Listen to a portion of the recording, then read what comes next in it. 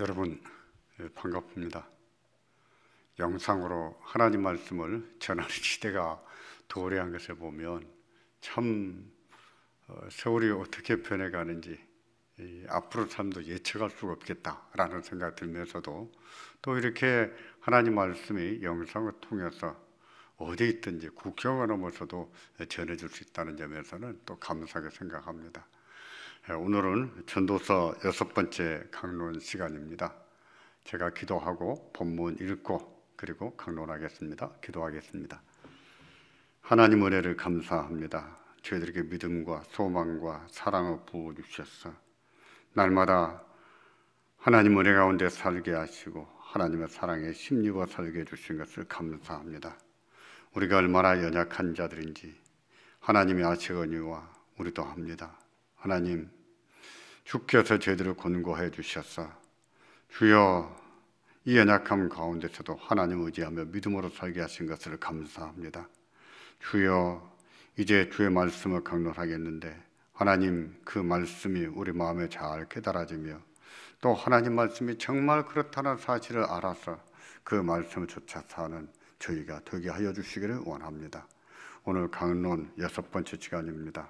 전도서 강론할 때 은혜를 다하여 주시옵소서. 예수님의 이름으로 기도하옵나이다. 아멘. 하나님 말씀을 봉독하겠습니다. 하나님 말씀은 전도서 2장 18절부터 마지막 절 26절까지입니다. 전도서 2장 18절입니다. 2장 18절 제가 받들어 읽겠습니다. 내가 해 아래에서 나의 수고한 모든 수고를 하나였노니 이는 내 뒤를 이을 자에게 끼치게 됨이라. 그 사람이 지혜자일지 우매자일지야 누가 알랴마는 내가 해 아래에서 내 지혜를 나타내어 수고한 모든 결과를 저가 다 관리하리니 이것도 헛되도다. 이러므로 내가 해 아래에서 수고한 모든 수고에 대하여 도리어 마음으로 실망케 하였도다. 어떤 사람은 그 지혜와 지식과 재주를 써서 수고하였어도 그 얻은 것을 수고하지 아니한 자에게 업으로 끼치리니 이것도 헛된 것이라. 큰 해로라. 사람이 해 아래서 수고하는 모든 수고와 마음에 애쓰는 것으로 소득이 무엇이랴. 일평생 근심이며 수고하는 것이 이 슬픔뿐이랴. 그 마음이 밤에도 쉬지 못하나니 이것도 헛되도다. 사람이 먹고 마시며 수고하는 가운데서 심령으로 낙을 누리게 하는 것보다 나은 것이 없나니 내가 이것도 본즉 하나님의 손에서 나는 것이로다. 먹고 즐거워하는 일에 누가 나보다 승하랴. 하나님이 그 기뻐하시는 자에게는 지혜와 지식과 희락을 주시나 죄인에게는 노고를 주시고 저로 모아 쌓게 하사 하나님을 기뻐하는 자에게 주게 하시나니 이것도 헛되어 바람을 잡으려는 것이로다. 아멘. 지난번 설교 때는 지혜의 헛됨을 논했습니다. 그리고 앞에는 수고의 즐거움의 헛됨을 논했습니다. 즐거움의 헛됨, 지혜와 즐거움.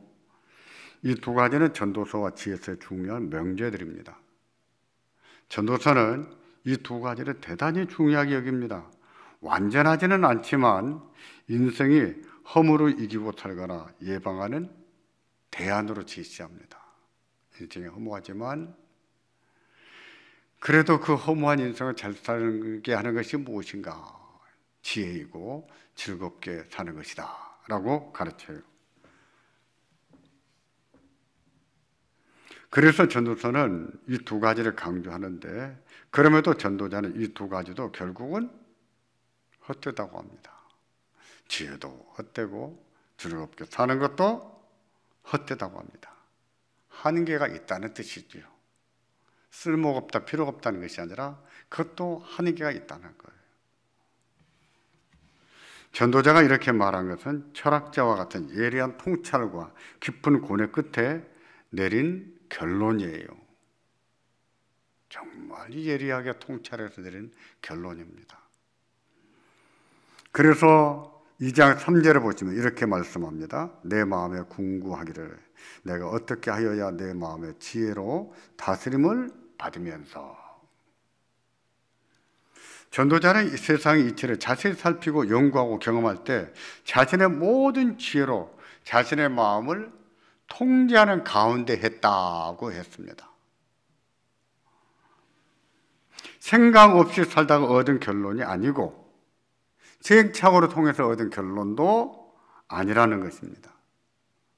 지혜로 자신의 마음을 통제하는 가운데 자신이 가지고 있는 모든 지혜로 통찰하고 연구하고 궁구하는 가운데 얻은 결론이라는 것이지요. 그렇게 해서 얻은 결론은 신중하지요.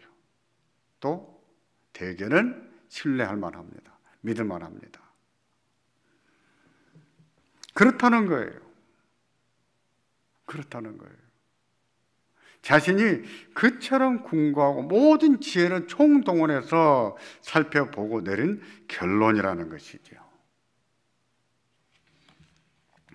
여러분도 그렇게 생각하십니까? 인생이 허무하다고 생각하십니까?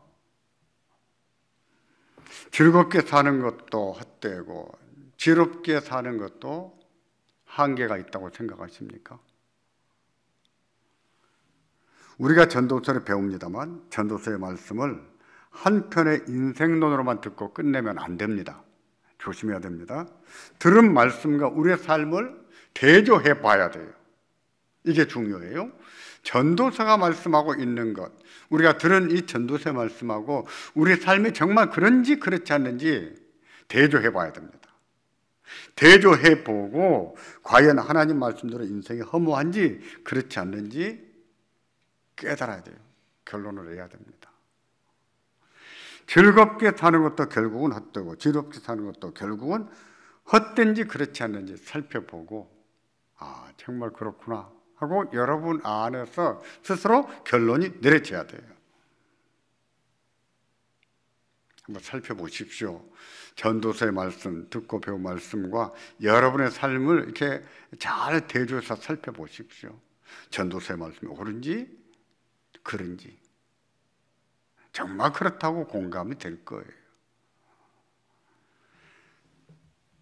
그 공감이 된다면 과연 하나님 말씀은 진리다 하는 사실을 다시 한번 확신을 가져야 됩니다. 하나님 말씀은 정말 옳다 확신을 가져야 돼요. 그리고 우리가 어떤 존재인지 얼마나 연약하고 얼마나 유한한 존재인지 인정해야 돼요. 그걸 항상 인정하고 살아야 됩니다. 자기가 다 아는 것처럼 자기가 항상 똑똑한 것처럼 항상 자기가 중심이 돼야 되는 것처럼 이렇게 생각하고 살 것이 아니라 나도 부족하고 나도 한계가 있고 이것도 이 정도도 족하구나 하는 마음을 가지고 사셔야 돼요. 우리가 전도서의 말씀을 읽고 들을 때 인생이 어떤 존재인지 밝히 깨달을 수 있기를 바랍니다. 그리하여 전도서를 통해서 주시는 교훈을 받고 또 하나님의 음성을 듣게 되기를 주의 이름으로 축원합니다. 본문은 인간이 해 아래서 겪는 모든 수고에 대해서 말씀합니다. 모든 수고, 이 수고는 열심히 사는 수고를 말합니다. 정직하게 사는 수고를 말합니다. 힘들고 고통이 따르지만 잘 인내하면서 사는 수고를 말해요. 인간이 겪는 모든 수고요. 잠언에서는 이런 수고를 의롭다고 합니다. 하나님 백성으로서 열심히 인내하면서 애쓰고 수고하며 사는 것을 의롭다라고 말씀을 해요. 하나님 백성으로서 삶이 고통스럽더라도 잘 인내하고 열심히 사는 것은 의로운 거예요. 잘한 거예요. 하나님 앞에서 거룩한 일입니다.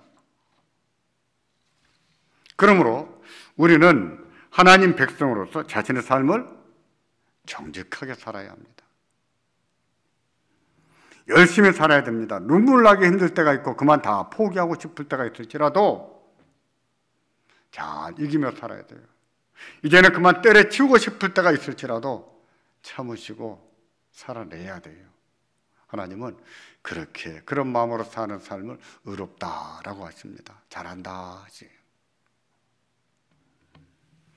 잠언에는 금언이 있습니다. 금언은 간결한 문장이에요. 긴 훈계가 아닙니다. 잠언의 금언 중에는 부에 대한 금언이 있습니다. 부에 대한 금언. 부에 대한 금원에서 하나님께서 어떤 사람에게 재물에 복을 주시는지를 말씀하는데 정리하면 세 가지예요. 금원을 주제별로 쭉 정리해 보면은 여러분도 한번 해보십시오. 딱 모아집니다. 어떤 사람에게 복을 주신다고 하셨는지. 첫째는 부지런한 사람이에요. 부지런한 사람. 두 번째는 성실한 사람에게 복을 주신다고 합니다. 세 번째는 하나님을 경외하는 사람이라고 말합니다. 하나님이 부지런한 사람들에게 복을 주시고 또 성실히 사는 사람들, 또 하나님을 경외하는 믿음으로 사는 사람들에게 복을 주신다라고 말씀을 해요. 제가 첫째, 둘째, 셋째로 말씀드렸지만은 첫째, 둘째, 숫째가 중요성을 나타내는 순서는 아니에요. 제가 임의로 정한 순서입니다.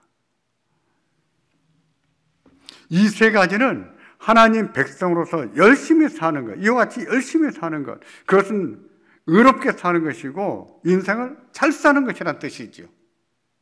하나님도 그런 인생들에게 복을 주신다는 거예요.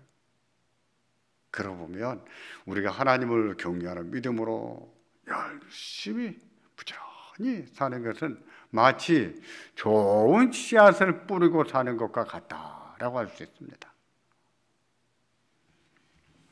우리가 하나님의 자녀로서 열심히 사는 걸 살기를 바랍니다. 열심히 사는 것은 피곤한 일이고 힘든 일이고 고통스러운 일입니다. 그러나 열심히 사셔야 됩니다.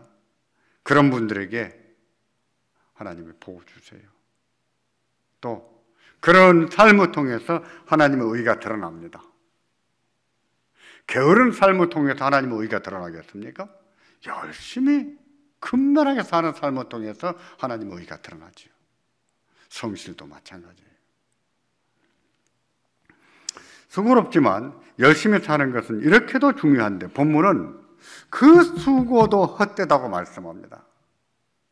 그렇게도 중요한 수고, 그 열심히 사는 수고도 헛되다는 거예요. 그래서 증명해 보이는데요. 먼저 2장 18절을 보시면 전도자는 이렇게 말합니다. 내가 해 아래서 나의 수고하는 모든 수고를 하나였노니 이는 내 둘의 여자에게 끼치게 됨이라. 내가 그처럼 열심히 살아온 모든 수고를 한했다 했습니다. 한했다고 하는 말은 미워한다, 싫어한다, 혐오한다는 뜻이에요. 열심히 사는 것이 하나님 백성으로서 의롭게 사는 것으로 알고 열심히 살아왔는데 그것도 고생은 마다하지 않고 살아왔는데 그렇게 산 것을 한탄한다는 거예요. 왜 그렇게 생각했을까요? 왜 열심히 사는 수고를 한탄했을까요? 하나 더 보실까요? 본문 2장 20절입니다. 이러므로 내가 해 아래서 수고한 모든 수고에 대하여 도리어 마음으로 실망케 하였도다. 도리어 마음으로 실망했다고 했는데 도리어 실망했다는 것은 자신의 수고에 대한 기대감과 또 소망, 꿈을 가지고 살아왔다는 것을 전제합니다. 우리도 그렇게 살지 않습니까? 고생해도 참고 사는 것은 희망이 있기 때문이 아닙니까? 힘들어도 열심히 사는 것은 좋은 일이 있으리라고 하는 희망 때문이 아니던가요? 그렇습니다. 우리는 그런 마음으로 힘들어도 열심히 삽니다. 전도자도 그랬어요. 그런데 그렇게 살아온 것을 한탄했다는 거예요. 왜 한탄했을까요? 열심히 살고도 뜻을 이루지 못해서 한탄했을까요? 그럴 수 있거든요. 열심히 살아내도 뜻을 이루지 못하는 경우가 있어요. 목표를 달성하지 못할 수가 있어요. 그래서 한탄했을까요? 전도자는 그런 이유로 한탄하지는 않았습니다. 왜냐하면 전도자는 왕이었고 그가 하고 싶은 것이라면 모든 일을 시험적으로 다 해봤다고 했거든요.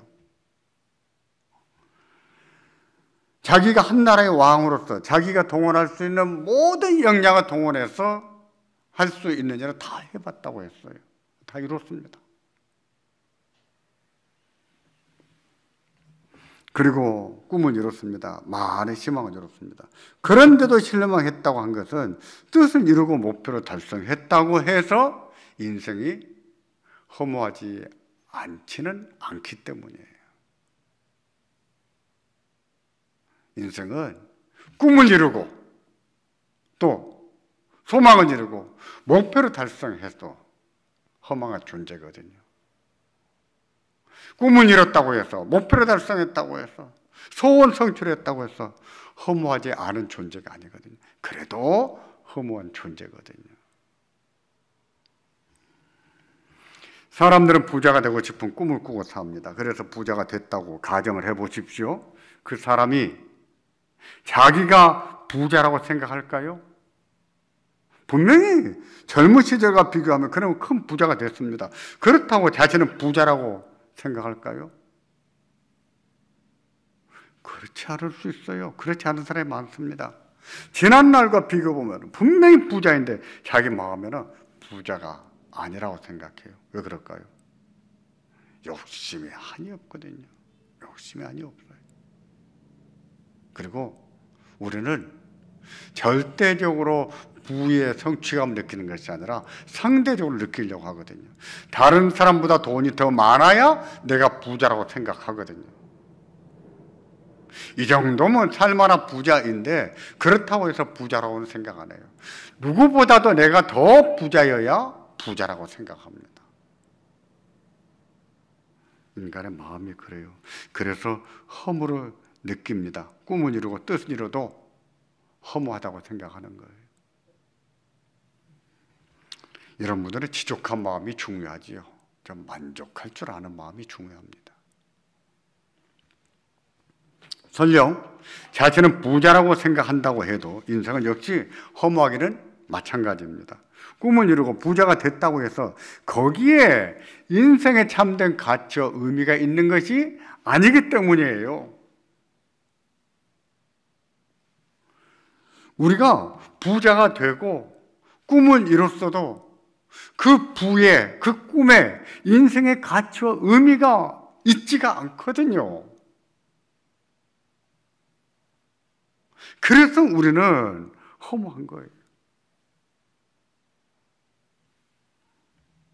우리가 그런 사실을 잘 생각해야 됩니다. 오늘날의 많은 그리스도인이 부자가 되면 인생이 행복하고 믿음이 좋아질 것처럼 생각합니다. 삶의 참된 가치가 거기에 있는 것처럼 믿고 살아요.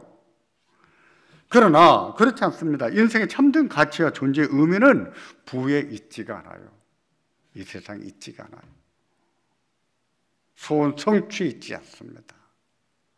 자식들이 잘 되고 건강하다고 거기에 있지도 않아요. 그거 다 유한하거든요. 사람이 건강한 데를 얼마나 건강하겠습니까? 오래 산 데를 얼마나 오래 살겠어요? 건강하게 오래 산다고 해서 얼마나 더 살겠습니까? 이 세상에서 참된 가치와 의미를 찾아서는 안 됩니다. 하나님 나라에서 찾아야 되는 거예요.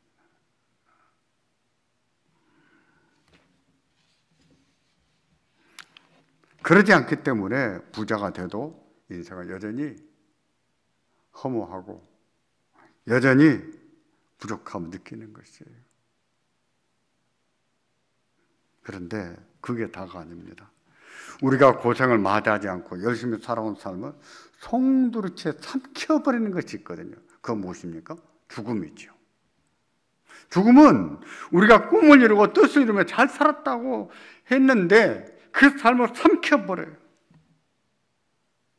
우리가 사랑하고 살아온 것들, 우리가 지키고 쌓아온 것들 다 허물어 버립니다. 그리고 내가 쌓아 올린 것들을 누군가가 물려받아요. 누군가가. 근데 그 누군가가 내가 그처럼 애를 쓰고 꿈을 가지고 살아왔던 그 삶을 잘 계승해 나가는가? 그런 보장이 있을까요? 알 수가 없죠. 그 사람이 지혜자일지 우매자일지. 본문 2장 18절과 19절을 보시겠습니까? 그에 대한 말씀이에요. 내가 해 아래서 나의 수고하는 모든 수고를 하나였노니 이는 내 뒤를 이을 자에게 끼치게 됩니다. 그 사람이 지혜자일지 우매자일지야 누가 알려마는 내가 해 아래서 내 지혜를 나타내어 수고하는 모든 결과를 제가 다 관리하리니 이것도 헛되도다. 내가 남겨놓은 것들, 내가 쌓은 것들 누가 물려받을지도 모르겠습니다만은 내가 원하는 사람이 또 내가 주고 싶은 사람에게 물려줬다고 한들 그것이 잘 될지 안 될지 누가 알겠습니까? 학문이든 재물이든 가문을 일으킨 것이든 무엇이든 내가 수고해서 쌓아 올린 모든 탑은 내 뒤를 이을 자에게 물려줄 수밖에 없지요. 그렇게 만드는 것이 죽음이지요. 그 사람이 자식일 수도 있고 제자일 수도 있습니다. 어쩌면 일면식도 없는 사람일 수도 있어요. 전도서도 이것을 말씀합니다. 그런데 내 것을 물려받은 그 사람이 누가 됐든 그 사람이 지혜자일지 우매자일지 누가 알겠습니까? 누가 됐든 그 사람이 내가 평생에 형설의 공처럼 쌓듯 쌓아 올린 것을 다 관리하게 됩니다. 그건 분명한 사실이에요. 여기에 사용한 관리라고 하는 말은요, 권세를 부리다, 압제하다, 지배한다는 뜻입니다. 근데 성경에서 이 단어를 살펴보면 부정적인 의미로 쓰고 있어요. 긍정의 의미가 아니에요. 따라서 그 사람은 내가 수고한 것, 내가 남겨놓은 것을 송두리째 허물어 버릴 수 있어요. 악용할 수도 있어요. 그걸 가지고 다른 사람을 괴롭힐 수 있어요. 그것 때문에 그 스스로가 망할 수도 있습니다. 내가 물려준 것 때문에.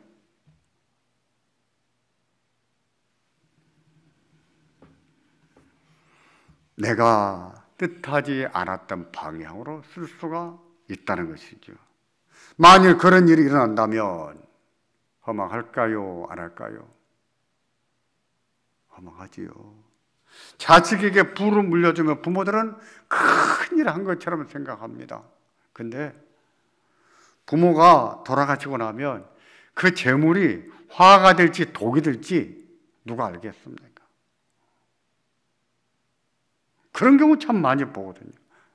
부모가 물려준 재산이 독이 되는 경우가 참 많습니다.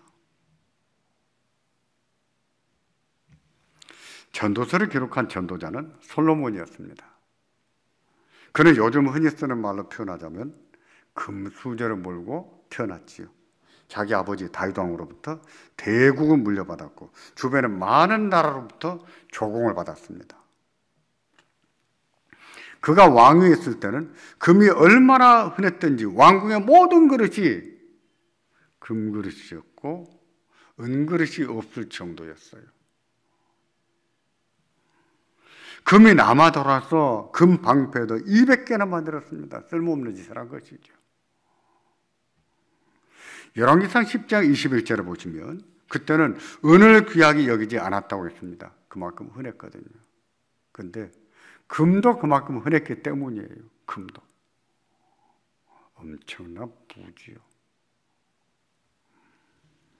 솔로몬이 죽은 후에 그의 아들 르호보암이 왕위를 계승했습니다. 그 왕이 오른 지 얼마 되지 않아서 나라가 남과 북으로 쪼개졌습니다.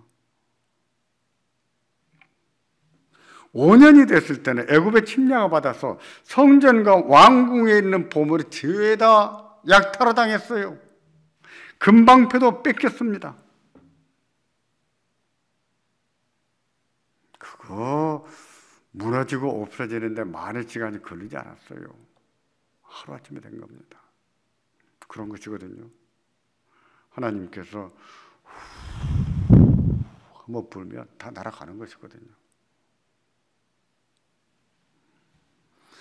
그게 다가 아니었어요. 남북 간에 끊임없이 전쟁이 있었습니다. 나라가 한시도 평안하지가 않았어요. 죽은 솔로몬이 하늘에서 그런 모습을 보았다면 뭐라고 했을까요? 아들에게 그런 제국을 물려줬는데, 어마어마한 부를 물려줬는데 이 아들놈이 왕이 되더니만 자기 업적을 다 까먹고 나라를 망쳐놨습니다. 나라가 망조가 들었어요. 하늘에서 그런 광경을 봤다면 솔로몬이 뭐라고 했을까요? 저는 본문 2장 1절을 떠올립니다. 이렇게 말씀하고 있어요. 내가 해 아래서 나의 수고하는 모든 수고를 하나의 눈이 이는 내 뒤를 이을 자에게 끼치게 됩니다. 내가 그동안 애써서 수고해서 죽을 만큼 고생해서 쌓아놓은 것들, 지켜놓은 것들, 이런 것들을 한탄했다는 거예요. 그렇게 애쓰고 살아온 것을 한탄했다는 거예요. 왜? 이것을 물려줄 수밖에 없는데 그가 지혜자일지 우매자일지 알 수가 없거든요.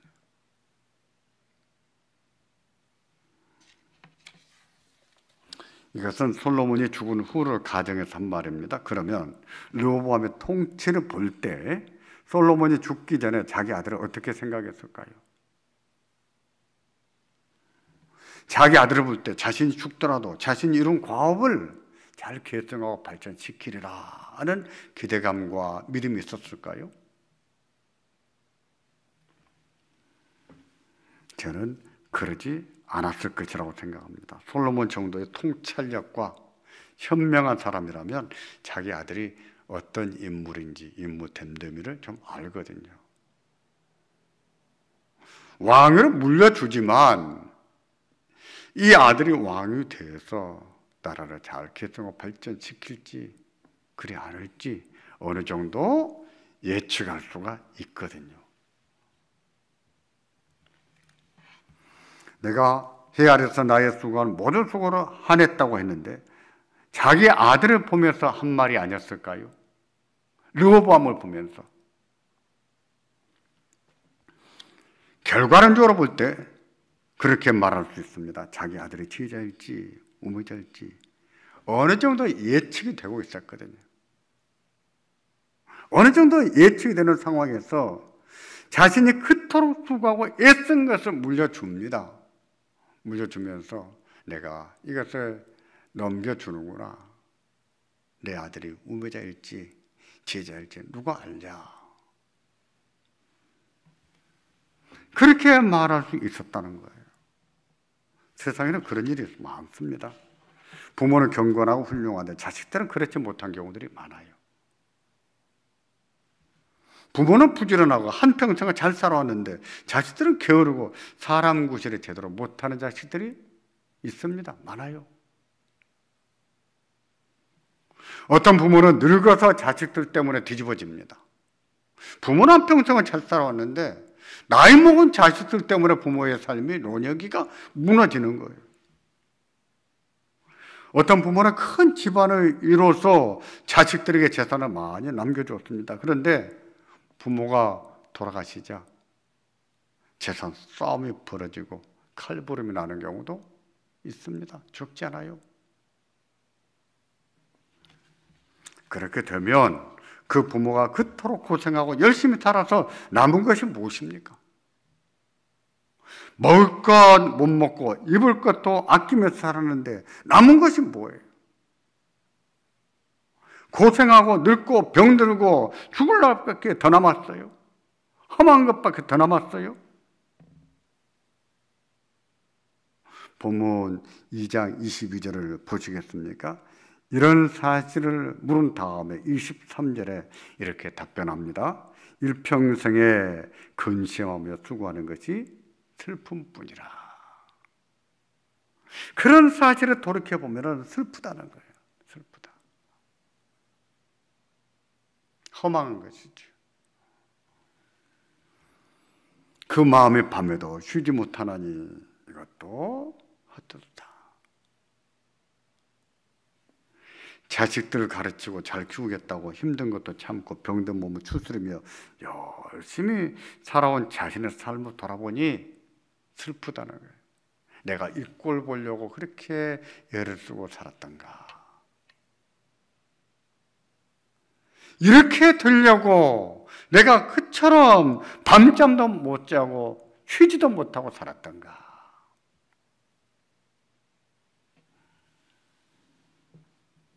한평생을 돌아보니 슬프다는 것입니다. 그러니 어떻습니까? 허무하지 않습니까? 허무합니다. 그렇게 열심히 산 것도 허무하다는 거예요. 여러분은 어떻게 생각하십니까? 그렇다고 생각하십니까? 세상에는 그런 일이 있을까요? 없을까요? 있어요. 맞습니다. 살펴보십시오. 누구에게나 일어날 수 있는 일이에요. 우리에게도 그런 일이 있을 수 있어요. 그렇다면 우리가 하나님을 경외하는 사람으로서 어떻게 살아야 되겠습니까? 인생 어떻게 살아야 되겠어요?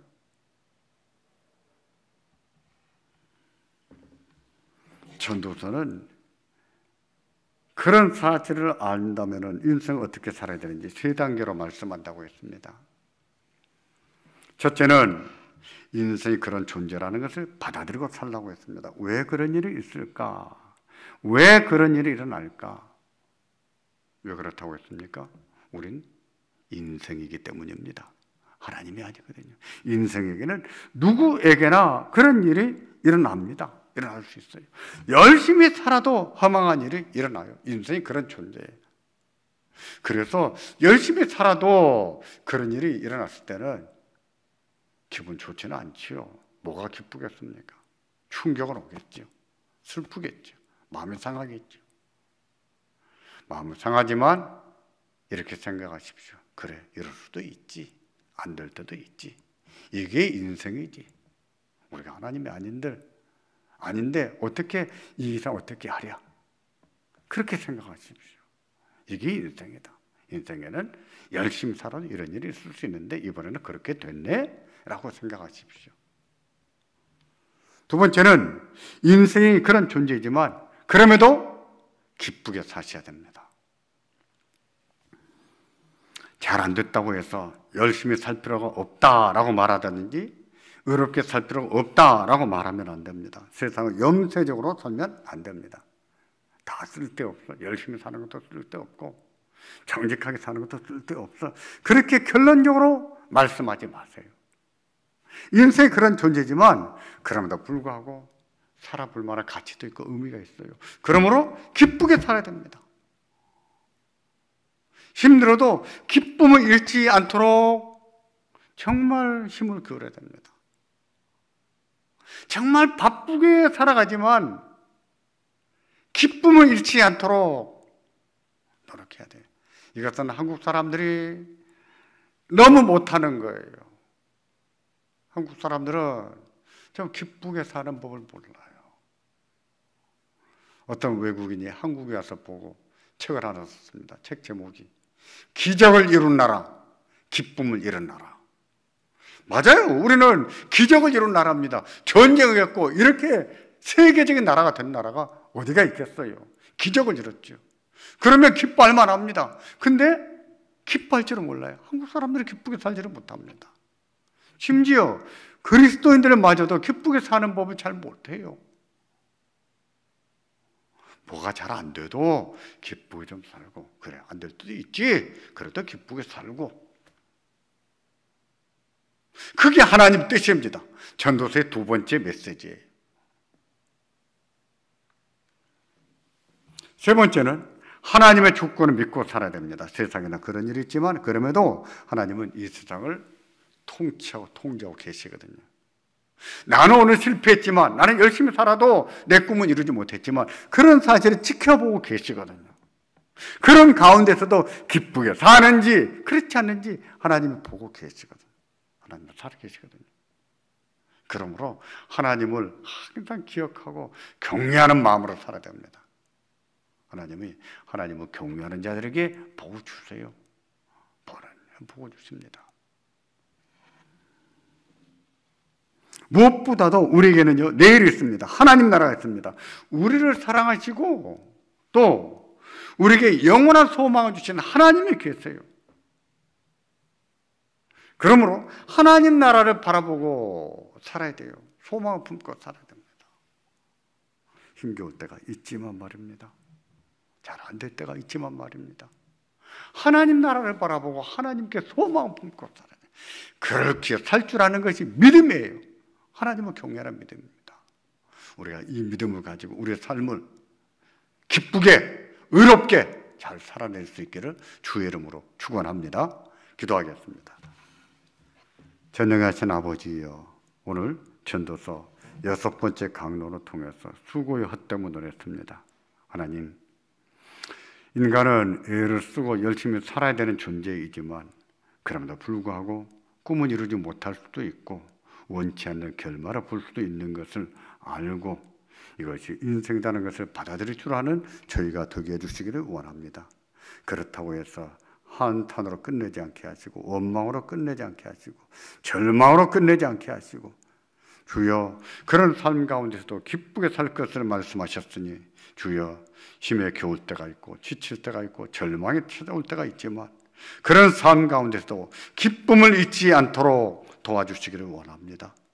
또 그런 우리들을 하나님이 지켜보고 계신 것을 알고 그 허망해하고 또 수고의 헛됨을 보며 살지라도 하나님께서 그런 나를 지켜보고 계신 것을 알고 응원하시는 것을 알고 하나님을 경외하는 믿음으로 살게 하시기를 원합니다.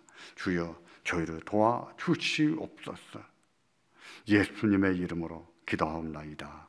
아멘. 6번째 강론을 마쳤습니다.